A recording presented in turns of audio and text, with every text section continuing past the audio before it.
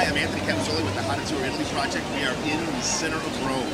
This is Piazza della Rotunda, and it is named after the Pantheon, right in front. So we're going to be walking through the next few minutes about the Pantheon, who built it, why it was built, who destroyed it, and what goes on inside, because we'll watch one of the things in the Pantheon.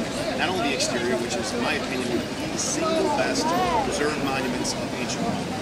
And the name Pantheon means all gods. We're going to talk a little bit about its significance in history today, being such a wonderful tourist site. We're going to talk a little bit about its play for Renaissance Italy and some of at least the Italian masters buried inside. And we're going to talk about what and who built it, and what that phrase across the front means. So I thought since we're out here, we would start with that today. What it means in Latin is Marcus Agrippa, the son of Lucius, built this in his third term. That's what's going on across the front. Now, if you notice, there's a bit of an empty spot with some holes across the top. They used to be filled with bronze. Well, the Barberini family, their big symbol throughout Rome is the bumblebee. You'll see it all over the fountains and statues and monuments here in the Eternal City. And the important thing to remember is a phrase that exists today, or rather that existed even when the Barberini were here. What the barbarians didn't do to Rome, the Barberini did. And what they instructed Raphael to do is to strip down the bronze from the Pantheon here and use it to build this baldacchino, which is in the center of St. Peter's. But it's a shame, I think, that they had to destroy something so wonderful as the Pantheon and create something else that's quite wonderful, I would say. But again, it's a shame to destroy the Pantheon.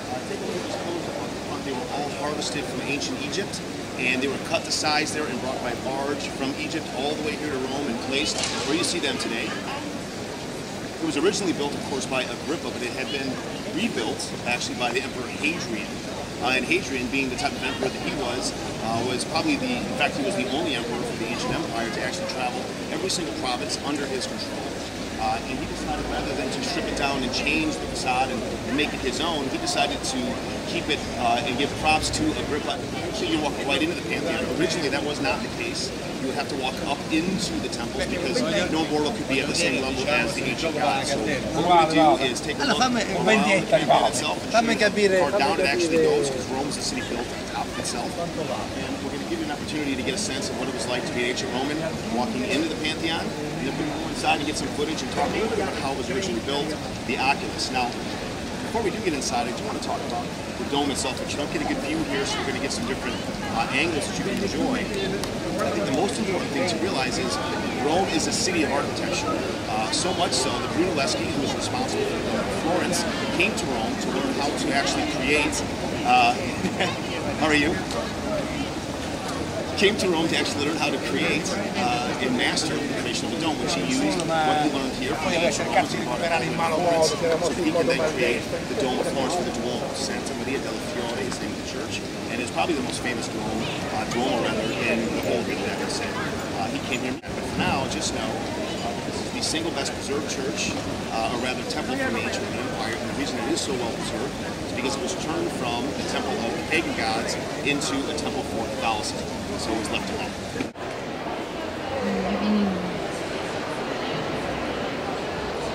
So here we are inside the Pantheon, and I'm trying to do this without people walking in front of the camera, so I do apologize if I rush a little bit here. But you can see the cupola. There's 35 oculus. This is the only single light source in the entire Pantheon. So what happens when it rains, when it snows, it all comes right into the center. And the floor, we're not going to show it right now, but the floor actually goes into a center drain, so any of the rainwater or the snow that collects inside is taken out through the central draining system that the Romans built. They were genius. Now the ceiling, the dome itself, it actually starts really thick on the sides, and as it goes up towards the top, it gets thinner and thinner and thinner. And you'll notice that they've carved out sections to go from like in these thicker boxes to these smaller and smaller boxes, and what that is called is a coffin ceiling. The ancient Roman architects and designers were absolutely brilliant, so what they would do is harvest marble from throughout the empire, and then take it, cut it, and as you can see here, they cut one single piece of marble in half and folded it open so it's a mirror image of its own self. You polish it, and from inside, polish it real nice, and then hang it up onto the wall. And that's what was used for the decor of the entire Pantheon, not only the walls, but throughout the floor itself. The greatest Renaissance artist ever lived is here, one of the giants of the Renaissance, Raphael. He's buried right here. And upon his tomb is one of the best epitaphs, I think, in the whole of Italy. It reads, Raphael, while he lived, Mother Nature feared to be outdone. When he died, she feared to die with him. Now, he was actually moved here after his death, but he was actually, his weight was held here, and And his very last painting, called The Transfiguration, was displayed at the head of his casket. He actually died before it was completed, and that painting now hangs in the Vatican museums. It is a wonderful transfiguration of Christ.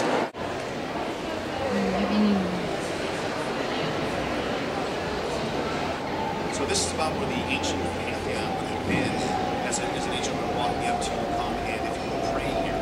Like in the street as you see today, it's even level with walking inside the church. That would not be the case.